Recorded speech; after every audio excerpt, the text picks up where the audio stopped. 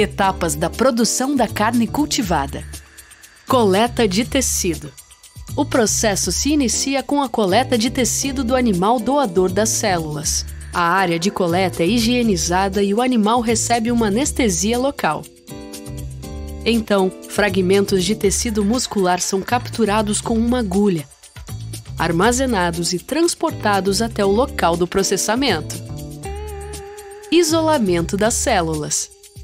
Com a amostra de tecido em mãos, é hora de isolar as células. Para isso, os fragmentos de músculo são triturados, digeridos e centrifugados para obter-se uma suspensão celular. Essa suspensão é colocada em garrafas de cultura, nas quais as células aderem e proliferam enquanto consomem os nutrientes do meio de cultivo. Cultura primária e imortalização. Quando as garrafas ficam cheias, as células são desaderidas e distribuídas em novas garrafas em um procedimento chamado de repique celular. Ciclos de repique e cultura são repetidos até que uma determinada quantidade de células seja atingida. Para viabilizar um cultivo em larga escala e reduzir a necessidade de isolar novas células, a imortalização pode ser feita. Na imortalização, os mecanismos que levam à morte celular são desligados e as células tornam-se capazes de proliferar por tempo indeterminado, formando as linhagens celulares imortalizadas, nas quais as células têm o mesmo genótipo, fenótipo e capacidade proliferativa. Banco de células. Assim que temos uma quantidade relevante de células, elas são congeladas e armazenadas em bancos de células, nos quais as células são distribuídas em tubos individuais e guardadas em ultrafreezers em temperatura menor que menos 150 graus Celsius. Os tamanhos de bancos de células podem variar dependendo do tipo de produção, mas em geral são feitas de centenas de tubos contendo milhões de células cada um. Para garantir que as células estão adequadas para a produção, são realizados ensaios de qualidade que visam detectar contaminações e verificar a estabilidade genética, entre outras coisas. Bioprocesso. Para iniciar a produção, um tubo de células é retirado do banco. As células são descongeladas e cultivadas sucessivamente em escala crescente, obtendo-se a quantidade de inóculo necessário para o bioreator principal.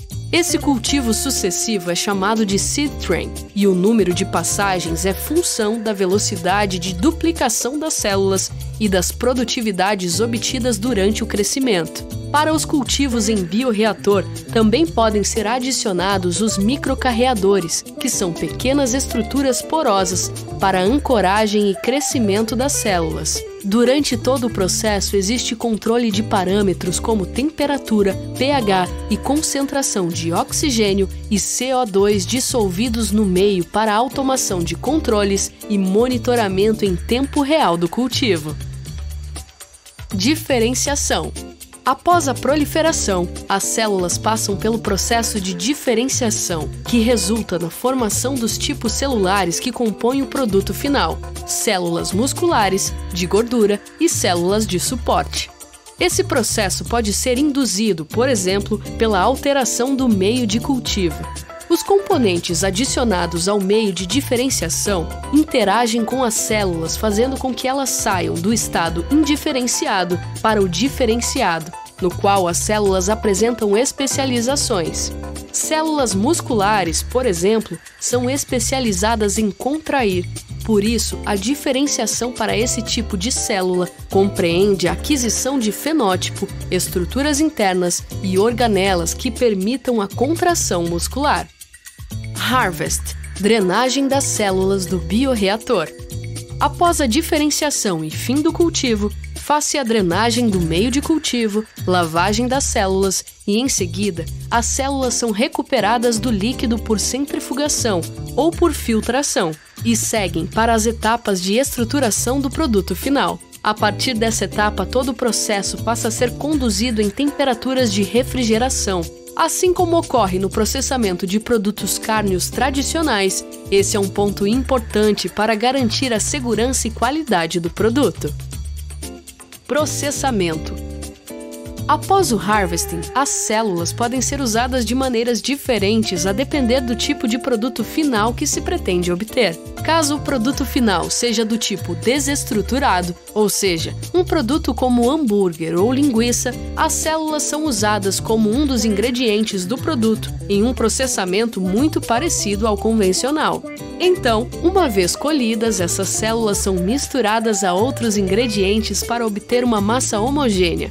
A massa é formatada no tamanho e espessura adequados e os hambúrgueres prontos são congelados e embalados. Caso o produto final que se deseja obter seja um produto do tipo estruturado, como um corte de carne, de peito de frango ou bife, etapas adicionais de estruturação são necessárias.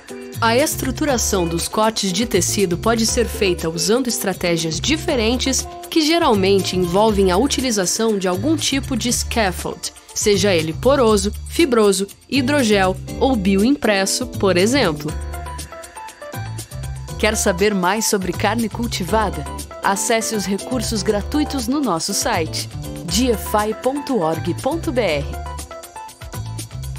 GFI Brasil, construindo um sistema alimentar justo, seguro e sustentável.